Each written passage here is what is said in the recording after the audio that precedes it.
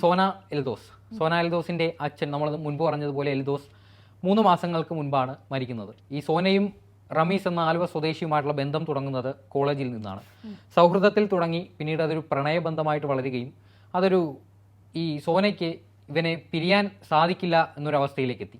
അങ്ങനെയുള്ള അവസ്ഥയിലാണ് ഈ റമീസ് ഈ പെൺകുട്ടിയെ നിരന്തരം നിർബന്ധിച്ചുകൊണ്ടിരുന്നു. മതം മാറിയാൽ മാത്രമേ എൻ്റെ വീട്ടുകാർ വിവാഹത്തിന് സമ്മതിക്കുകയുള്ളൂ, അല്ലെങ്കിൽ ഞങ്ങളെ കുടുംബത്തെ പള്ളിയിൽ നിന്ന് പുറത്താക്കുമെന്നൊക്കെയായിരുന്നു ഇയാളുടെ ഒരു ആവശ്യം. അങ്ങനെ ഈ പെൺകുട്ടിയെ മതം മാറ്റത്തിന് സമ്മതിച്ചതുമാണ്. ഈ കഴിഞ്ഞ ദിവസങ്ങളിൽ റമീസിനെ ആലുവയിലെ ഒരു ലോഡ്ജിൽ നിന്ന് ഇമ്മോറൽ ട്രാഫിക്കിന് പോലീസ് പിടിച്ചിട്ടുണ്ട്. അപ്പോൾ ഈ വിഷയങ്ങളൊക്കെ ഈ കുട്ടിയെ ബാധിക്കുന്നു. അത് പിന്നീട് ഇവൾ ഒരു കൂട്ടുകാരിയുടെ വീട്ടിലേക്ക് പോകുന്നു എന്ന് പറഞ്ഞാണ് വീട്ടിൽ നിന്ന് പോയത്. ആ വീട്ടിൽ നിന്ന് പോയ ഈ പെൺകുട്ടിയെ അടിമാലിയിലാണ് ഈ പെൺകുട്ടിയുടെ വീട്. ഇവിടെ എത്തി ഈ റമീസ് സുഹൃത്ത് രജിസ്റ്റർ മാരേജ് ചെയ്യാമെന്ന് പറഞ്ഞ് ഇവളെ വീട്ടിലേക്ക് കൊണ്ടുവരുന്നു.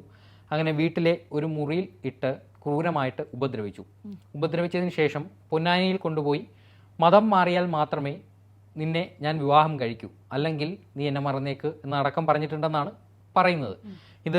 അതിനുശേഷം ആ വീട്ടിൽ നിന്ന് ഇവളൊരു കൂട്ടുകാരിയെ വിളിക്കുന്നു. ഈ കൂട്ടുകാരിയോട് റമീസ് മർദ്ദിച്ച കാര്യവും ഈ മതം മാറ്റത്തിനെ നിർബന്ധിക്കുന്നു എന്നടക്കമുള്ള കാര്യങ്ങൾ ഈ പെൺകുട്ടിയോട്, ഈ സുഹൃത്തിനോട് ഈ സോന പറയുന്നുണ്ട്.